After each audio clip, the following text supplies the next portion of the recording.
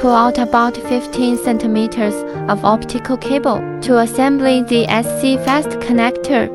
Cut off the softened cable outer sheath. Install with the 1.2 mm connector boot.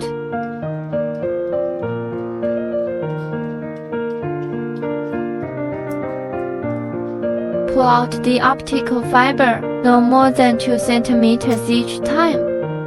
Total 3 to 5 cm is enough.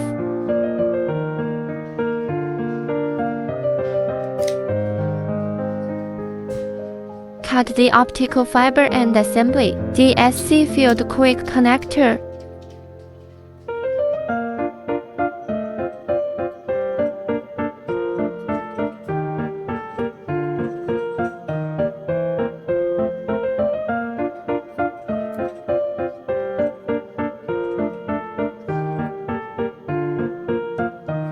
Detect it with visual photolocator, and then install the connector house.